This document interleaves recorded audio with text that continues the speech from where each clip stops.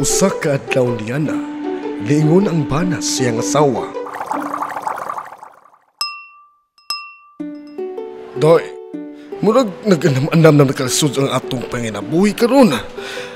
Hain mas maayo, masuway tagsulod og negosyo.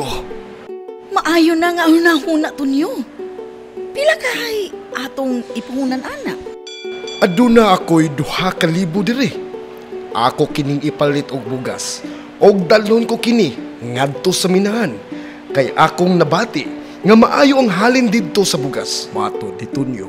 Mao nga gikuha niya ang 2,000 og nipalit siyag usa ka sakong bugas. Iya kining gipas-an padulong sa minahan.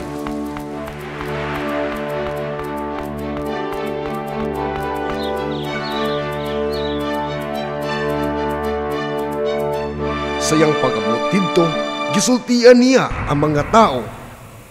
Adunay ako'y baligyang bugas. Kinsay gustong mapalit din na? Tagpila man ang sako. Pangutana sa mga tao. Ngano?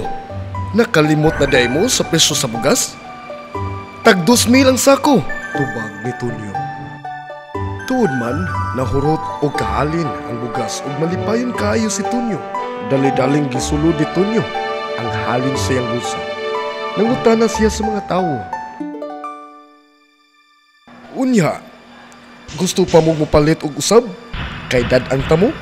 Sige, Tonyo. Papalit mi. Bisan pila pa kasako ang imong dad-on. Amo kining paliton. Tubag sa mga tao.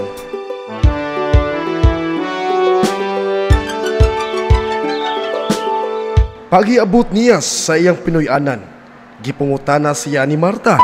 Unya tunyo, kumusta man ang atong halin? Maayo ba ang dagan sa atong pagpaninda? Uy, pagkaandot ba di ay aning gusto ka? Sulti ni Tunyo. Maayo noon. Dalitang madato ni ini. Pulong ni Marta. Pagkasunod adlaw, si Tunyo mipalit na usab og usa ka sakong bugas. Sama sa una, iya kining gipas-an paingon sa minahan. Gipangutana na po siya og usab. Tagpila man ang sako karon bay. Pangutana sa usa ka trabahante. Ay, pareha sa gihapon ang presyo sa una, tubag ni Tunyo. Unya gidawat iya ang halin ug mipauli siya sa balay. Unya tunyo, kumusta atong halin karon? Nangutana si Marta. Ay, may lain pa ba? Parehas gihapon sa una.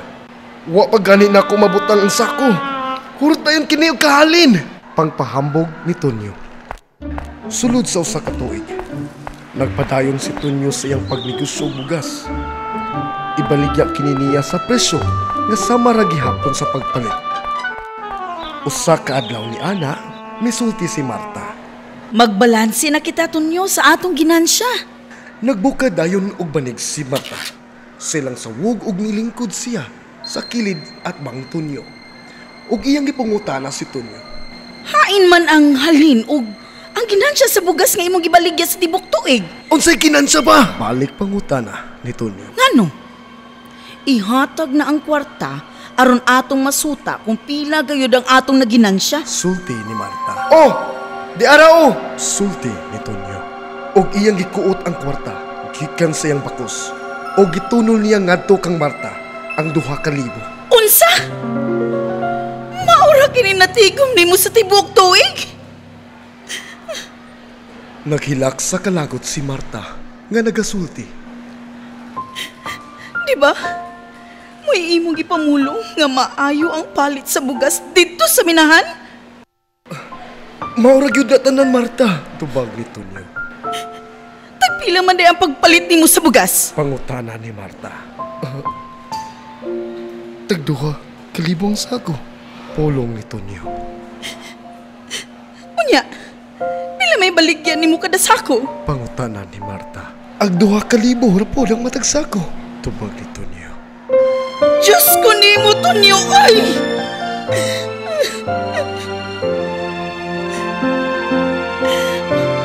Nakakita ka? Kadago na to og lagansi karon. Kung ikaw lang ang akong saligan, dili kita mo asenso! Naulaw kayo si Tunyo. Sa kapakyasan siyang napili nga negosyo sa una. Naulaw kayo siya kang Marta. Miduko na lamang si Tonyo ug mipatulo siya mga luha. Sa pagkakita ni Marta, nihilak ang iyang bana. Nakahinuklog si Marta nga sayop di ay ang iyang mga gibuhat. Naluoy siya kang Tonyo. Mao nga nakadesisyon siya nga hatagan niya usaka higayon nga ipakita ni Tonyo ang iyang bili isip haligi sa panimalay. Mao nga nakadesisyon siya nga hatagan kini og kwarta aron pagpalit og kabaw. Mipalit og napulo og kabaw si Tonyo ug mao kini ang iyang gigamit sa pagdaron niya sa iyang umahan. Nagkugi gayud ug maayo si Tonyo sa pag-ugmad sa iyang umahan. Nilambo ug nidaghan ang iyang ani sa matag tuig nga milabay. Nalipay kaayo niini si Marta. Ilabi na gayud si Tonyo. Natugkad nila nga diha sa ilang pagtambayayon. Makapot di ay gayud nila ang ilang mga pangandoy. Karon nagpuyo sila nga haruhay ug tugog sa kalipay sa tibuok nilang kinabuhi.